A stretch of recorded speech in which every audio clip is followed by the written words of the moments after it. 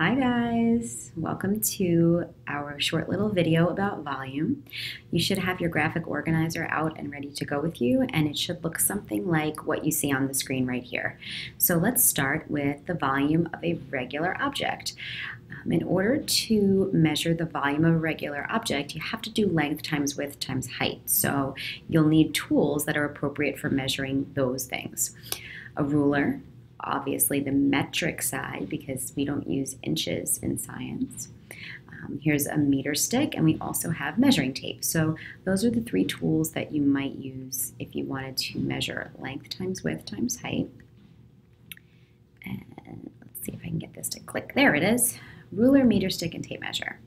The unit family you should be using should be meters, but not just meters by itself, or centimeters by itself, or millimeters by itself. They should be cubed. Just a reminder, because we do have the length times width times height mathematical operation that you're doing, you should be doing meters cubed. And some real life examples of objects that you would measure that would be regular objects in terms of volume. I've got dice here. So you've got cubic millimeters or centimeters, depending on the size of the dice.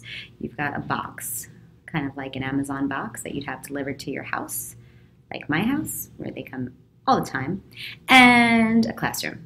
So all three of these objects are typically regular objects or something that you could do length times width times height, and these are what you would use for them. All right, let's move down and let's bump into the volume of a liquid. This is super straightforward. You would need a graduated cylinder in order to measure the volume of a liquid.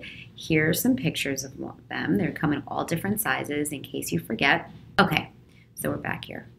So you have the graduated cylinder, and then your unit family, since you're measuring a liquid, would be liters. Now again, if you had something small, it wouldn't be liters. You would measure something like a cup of water using milliliters because those units are smaller. Something medium like a soda bottle would be done in liters, and then something super large like a swimming pool would be in kiloliters. So depending on how much water you have, you'd have to decide which unit you would use. All right, now we can move back to the volume of an irregular object. Once again, you want to use a graduated cylinder, but this time you'll be using the water displacement method. Your unit family will still be liters because in this case, you're using liquid to determine the volume of an object, even though it's a solid object. So, for example, if you were measuring the volume of a key, you would use the water displacement method for a graduated cylinder, and your units would be milliliters. If you were measuring your dog, you could use the water displacement method. Gotta be careful not to drown him, but that would end up in liters. And something really large would be something like Mr. Lang. He's definitely an irregular object. All right, so I'm going to put up on your screen here all the things that you should have written on your handout. You do not have to draw Mr. Lang, but you should have all the words that I have written down here for tools, the unit family, and the real life examples. The next thing that we're going to do is go to the next page. If you flip or go to your next page, depending on your handout, we want to look at the tips and tricks for measuring each of these things. The first tip and trick has to do with length, width, and height. This is really straightforward. It's for the regular object. You want to measure length, width, and height using a ruler or even a meter stick. You want to multiply all three dimensions, and then you want to make sure that your units are cubed, as we mentioned earlier.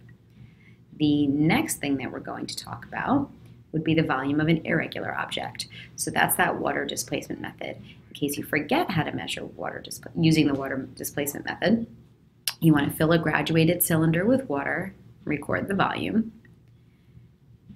You want to add the object that you're measuring to the water, measure the amount of milliliters the water rises, and finally, make sure you're reading from the bottom of the meniscus. That's the most important thing.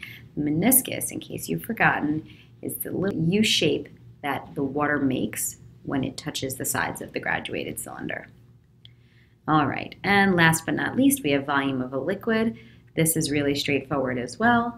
It's basically the same thing. You want to always get down to eye level, check the numbers and lines, and determine the increments. That basically means what your graduated cylinder's lines are counting by. So in order to know what you're reading, you should know what each line is worth. And again, you want to measure at the bottom of the meniscus.